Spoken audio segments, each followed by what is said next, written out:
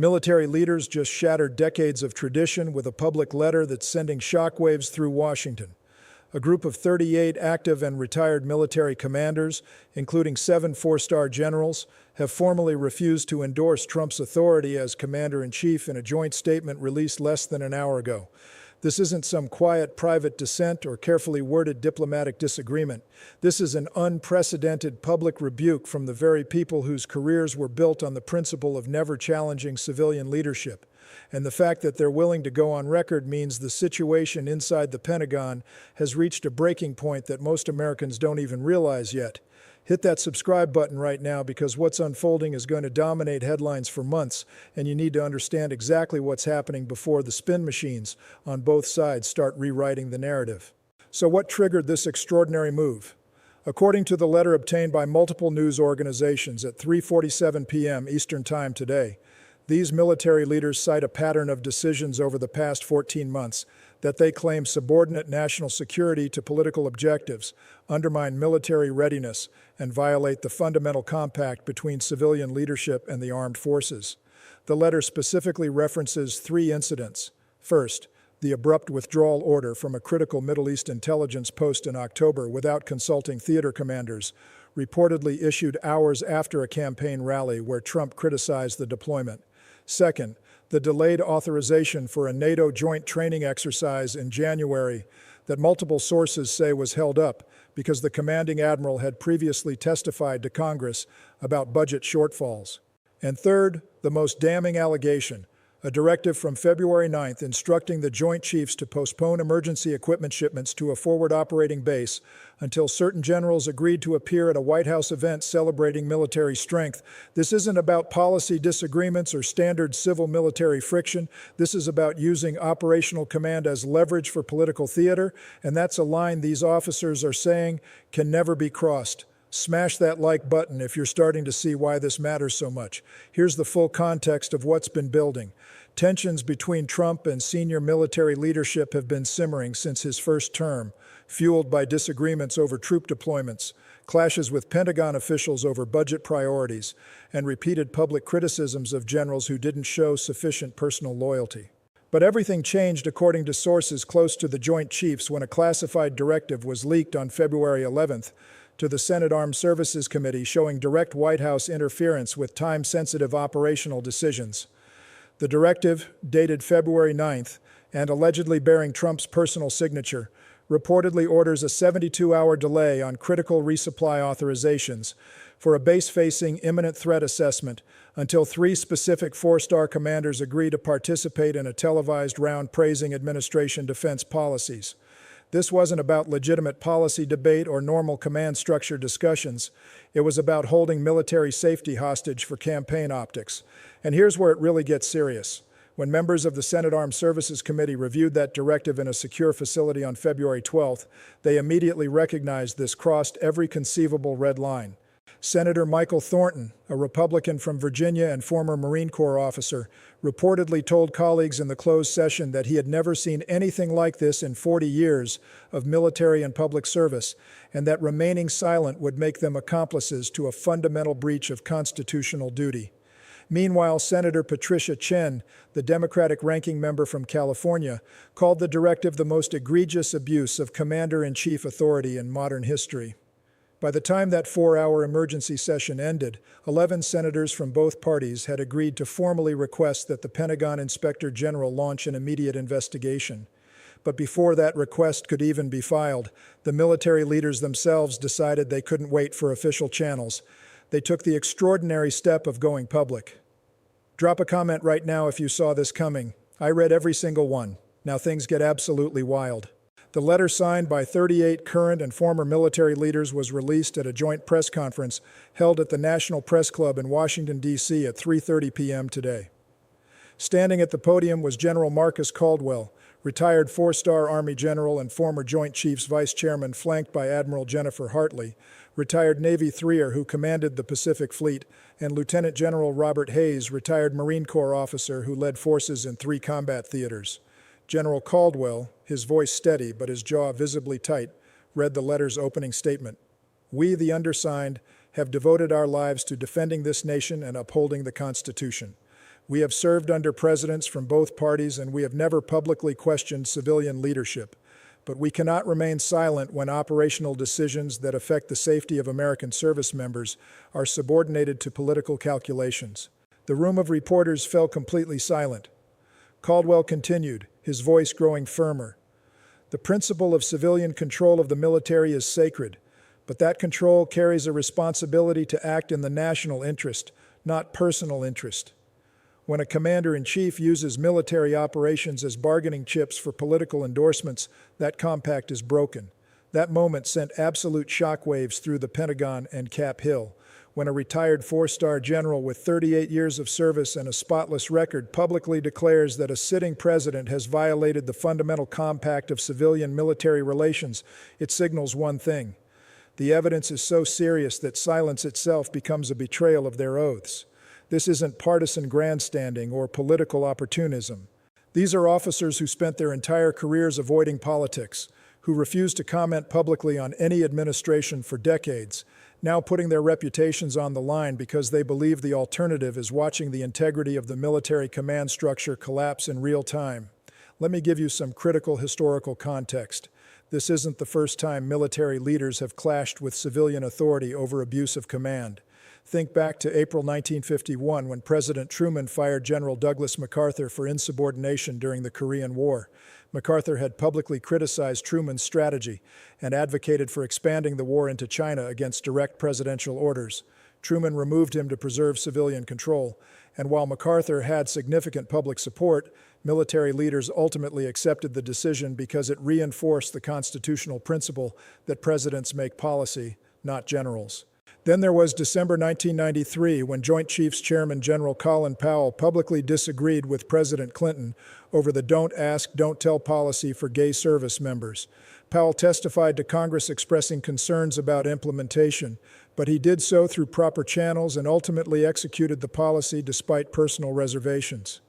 The key difference: Powell's objections were about policy implementation, not allegations that operational decisions were being manipulated for political gain. Subscribe immediately if you haven't yet. This content doesn't exist anywhere else. And let's not forget October 2019 when Defense Secretary James Mattis resigned after Trump ordered a sudden withdrawal from Syria without consulting Pentagon leadership. Mattis wrote in his resignation letter that the president deserved a defense secretary whose views were better aligned with his own. A carefully diplomatic way of saying he could no longer defend decisions he believed endangered national security. Even then, Mattis maintained the tradition of not publicly criticizing a sitting president for nearly 2 years after leaving office. Now, however, it's different. This time, military leaders aren't waiting for retirement. They're not using diplomatic language or going through private channels. They're publicly declaring that the current situation represents an existential threat to the integrity of military command. So what allegedly triggered this unprecedented reaction? According to the full text of the letter released today, the military leaders cite specific concerns about 3 categories of actions. First, operational interference. The letter claims there's documented evidence of direct White House orders to delay or modify time-sensitive military operations based on whether commanders have demonstrated sufficient public loyalty to the administration. Second, politicization of military personnel. The letter alleges that promotion recommendations and assignment decisions for flag officers have been influenced by assessments of political alignment rather than operational competence and readiness. And third, erosion of professional military advice. The letter states that senior commanders have been excluded from critical national security discussions or had their assessments ignored when those assessments conflicted with political messaging objectives. Don't go anywhere. The most explosive part is coming next. Here's what the letter specifically says happened with that February 9th directive. According to the account provided by General Caldwell at today's press conference, the White House Chief of Staff personally called the Pentagon on February 9th at 2:15 p.m.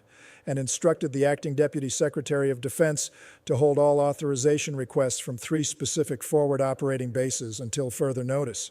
When the Deputy Secretary asked for the reason, he was allegedly told that certain commanding officers needed to demonstrate better understanding of administration priorities before operational support could continue. 2 hours later, according to the letter, those same 3 base commanders received calls from a White House political advisor inviting them to participate in a televised round scheduled for February 14th, where they would discuss the strength and readiness of forces under current leadership. The implicit message was crystal clear: agree to provide public political support, and the authorization delays would be lifted. Refuse, and your troops might not get the equipment and support they need. And here's what should alarm every single American, regardless of political party. This isn't just about one directive or one isolated phone call. If a president can stall critical military authorizations until commanders provide political endorsements, national defense instantly becomes a bargaining chip for campaign purposes. Once that precedent is established, there's no mechanism to prevent it from happening again and again. Every operational decision becomes potentially subject to political litmus tests. Every commander faces the choice between protecting their troops and maintaining their professional integrity. The entire system of military readiness gets subordinated to whoever occupies the White House and what they need for their political survival. This puts Republicans in Congress in an absolutely impossible position. On one side, they face enormous pressure from a base that remains intensely loyal to Trump and views any criticism as betrayal by the establishment. That means defending the president regardless of the evidence, attacking the military leaders as deep state operatives, and framing the entire situation as a coordinated attempt to undermine a commander-in-chief who's finally putting America first. On the other side, they're forced to reckon with the fact that 38 military leaders, including officers they've personally worked with for decades, are publicly stating that national security is being compromised for political purposes. They now have to explain to military families why operational readiness should depend on generals providing campaign appearances, a position that's virtually impossible to defend with a straight face. And here's the tricky part: there's no credible defense. Either the allegations are accurate, in which case the actions represent a fundamental violation of the commander-in-chief role, or 38 distinguished military leaders with centuries of combined service are lying in a coordinated conspiracy, which would require believing that officers who've spent their entire careers avoiding politics suddenly decided to commit professional suicide by fabricating claims against a sitting president. Legal and constitutional scholars are calling this the most serious civil-military crisis since the Cuban Missile Crisis. Professor Elizabeth Warren, a constitutional law expert at Georgetown University and former Assistant Attorney General, told CNN this afternoon that if the allegations are substantiated, there are clear violations of the president's fundamental duties as commander-in-chief. While the Constitution grants the president broad authority over military operations, that authority exists to serve national security objectives, not to extract political loyalty from officers who are supposed to provide independent professional military advice. Do me a favor and slam that like button because it genuinely helps this video reach more people. Michael Chertow, former federal judge and Homeland Security Secretary under George W. Bush, added that these allegations could potentially violate multiple federal statutes prohibiting the use of government resources for campaign purposes. Delaying military operations to coerce political endorsements from active duty commanders isn't just an abuse of authority. It could constitute criminal violations of laws designed to prevent exactly this kind of political manipulation of military resources. Even conservative legal scholar John Yoo, who famously defended expansive presidential war powers during the Bush administration, admitted on Fox News this evening that the allegations are extraordinarily serious. He stated that while presidents have considerable discretion in military matters, using that discretion as leverage to obtain political support from commanders crosses a constitutional line that should concern every American, regardless of their opinion of Trump's policies. Now, here's something that's getting buried in all the initial coverage, but is absolutely critical to understanding what's really at stake here.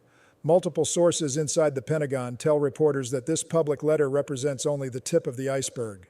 There are reportedly at least a dozen additional flag officers who wanted to sign the letter, but were advised by military legal counsel that doing so while still on active duty could constitute violations of Department of Defense regulations prohibiting political activity by unformed personnel.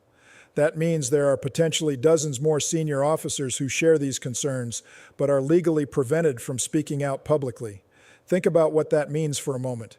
The 38 leaders who signed this letter are the ones who could go public because they're retired and no longer subject to those restrictions. The ones still serving, the ones who are currently in command positions and dealing with these issues in real time, are watching from the sidelines, legally unable to add their voices to this chorus, even though they may be experiencing these exact pressures right now. And it gets even more revealing.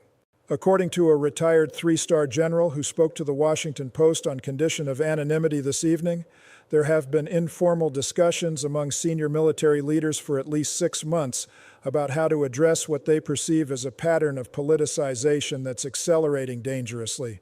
This general stated that the group considered multiple options, including requesting a private meeting with the president, working through the Secretary of Defense to express concerns through official channels, or even bringing their concerns to the Senate Armed Services Committee and classified testimony. But each option presented problems. A private meeting could be dismissed or ignored with no public accountability. Working through the Secretary of Defense assumed the Secretary would be willing to confront the President, which recent history suggested was unlikely, and classified testimony to Congress would keep the information away from the American people who ultimately need to understand what's happening to their military. So they made the decision that going public was the only option that would force accountability and transparency.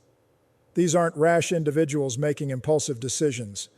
These are careful strategic thinkers who spent months weighing their options and concluded that the threat to military integrity was severe enough to justify breaking with 250 years of tradition that says military officers don't publicly challenge civilian leadership.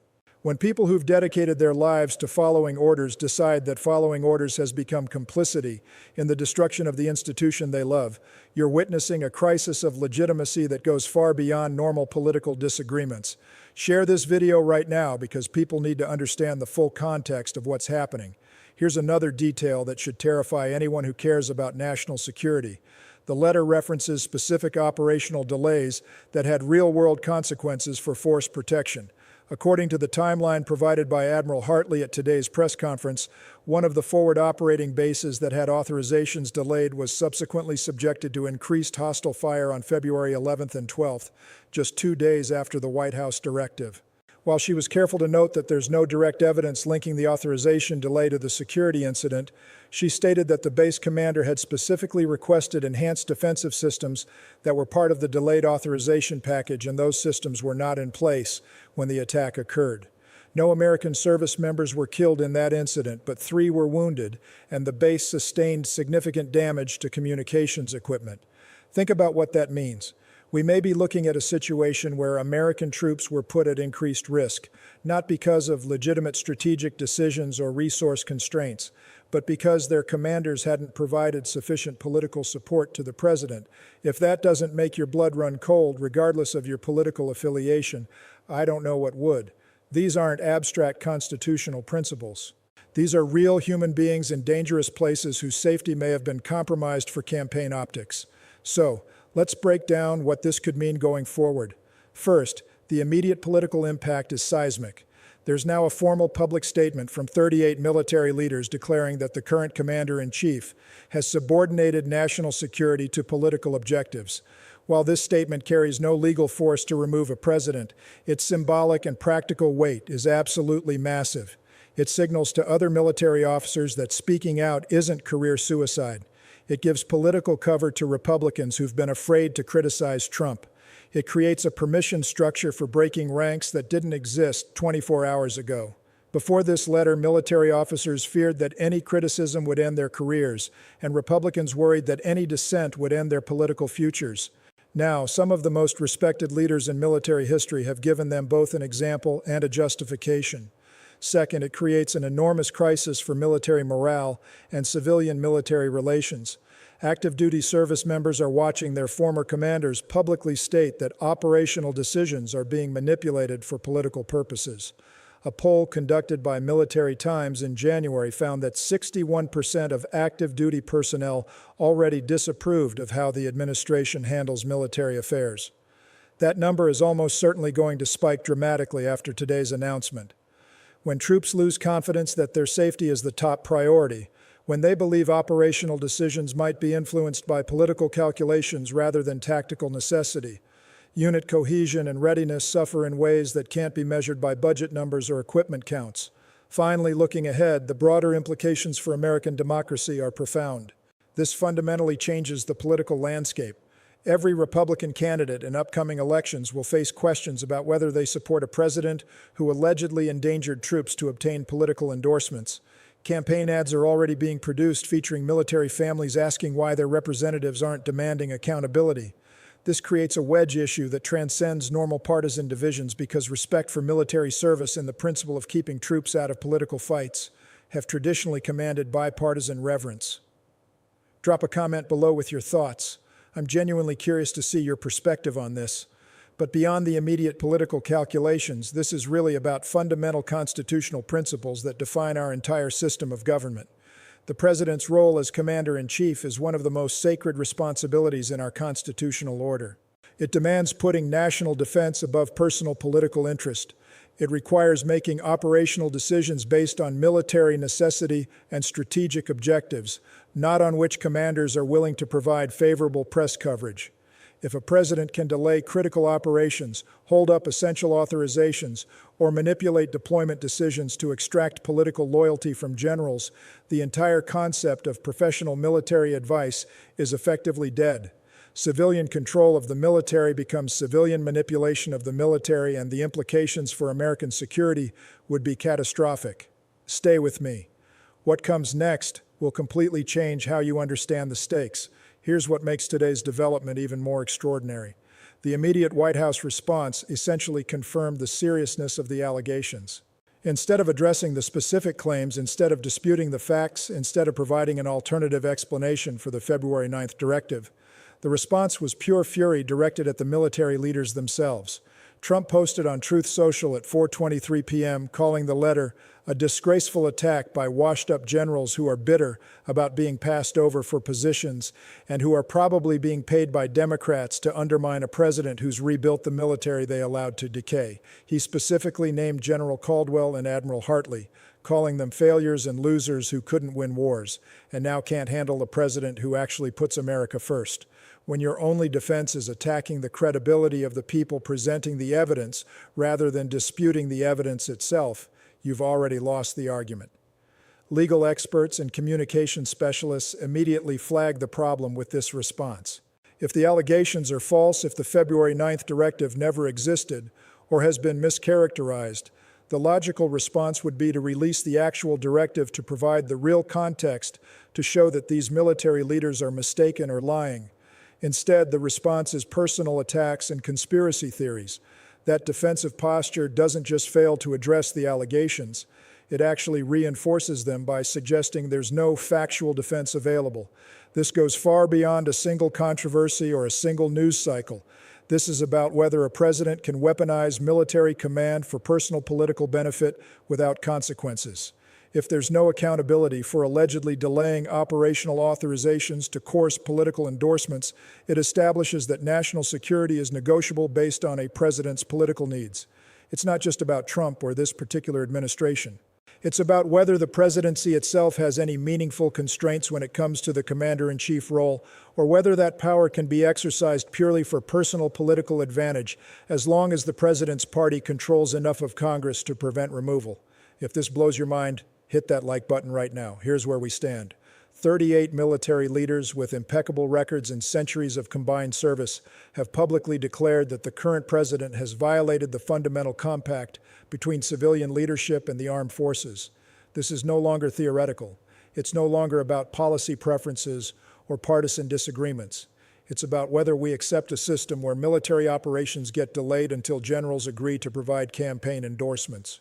When officers who've spent 30 or 40 years avoiding any hint of political involvement decide they have to go public because the alternative is complicity and the destruction of professional military culture, we've entered genuinely unprecedented and dangerous territory. If there are no consequences, if this moment passes without accountability, it sets a precedent that will haunt American national security for generations.